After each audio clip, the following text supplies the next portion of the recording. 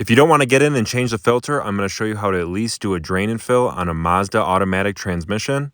This is a 2016 Mazda Cx5. The process is similar for other Mazdas. If we look down here, beneath the air intake, we can see the 10mm bolt that holds the dipstick onto the automatic transmission. And that is how you inspect the automatic transmission fluid. So you can either remove the air intake and get to it, or use some extensions and a 10mm to loosen that bolt and remove the dipstick. In order to get an accurate reading on this transmission, the transmission fluid needs to be at 122 degrees, and you need to be in park or neutral with the engine running to see where the level is actually at on the dipstick. You can get this by running through all 6 gears and using a thermometer to make sure that the temperature is only 122 degrees. This fluid starts a blue, almost greenish color. It's more blue, kind of turns yellow, and then eventually turns black. And if yours is black, it could be time to do this process. And if it's time to do it, then the first thing you need to do is to remove the plastic shroud that covers the transmission pan right here. I believe the plugs are 8mm Allen head.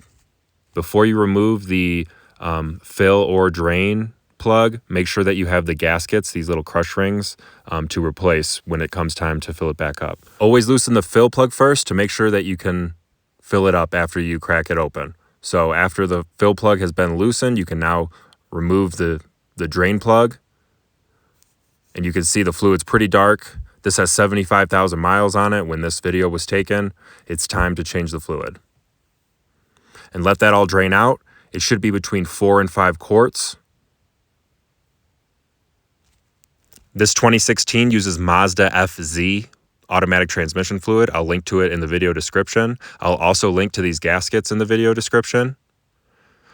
You simply change the gasket, make sure it's nice and tight. I believe it's around 25 foot-pounds of torque, but as long as it's nice and snug, don't overdo it. You'll be good. I personally will measure the fluid that comes out, put it in these gallon jugs, and I use a measuring cup to verify how much fluid came out. And depending on where it was on the dipstick, I'll either put in at least that much, maybe a little bit more, but it's a great way to determine how much you need. In this case, it used just right around over 4 quarts. So I had bought 6 quarts. I ended up returning 1. Here is the color of that FZ fluid. You can see it's kind of that bluish tint to it. It will turn yellow and then eventually black. And putting that dipstick back in, make sure it's all the way seated when checking it. Also, when putting it back in, make sure that O-ring is fully seated. It can be easy to think it is seated, but really make sure that the dipstick is fully seated so you get an accurate reading. And after you've changed the fluid, you just want to make sure that it's at the correct fluid level. So again, the transmission has to be at 122 degrees. Some OBD scan tools can just simply plug in and tell you what it's at. Nothing on this car will tell you what the temperature is, but make sure it's at 122 degrees by using a thermometer and then going through all 6 gears and then leaving the engine running in park or neutral and then checking to see where it's at. Now there is about, I think, 9 quarts in the system, so this drain and fill is not going to get it all. It's going to get about half. So you might consider doing another one maybe in a year or 2, but this will help you get by for a little bit longer. You may want to recommend changing the filter out too. I will link to that video. It's a much more extensive process in the video description about how to change the filter and the fluid together.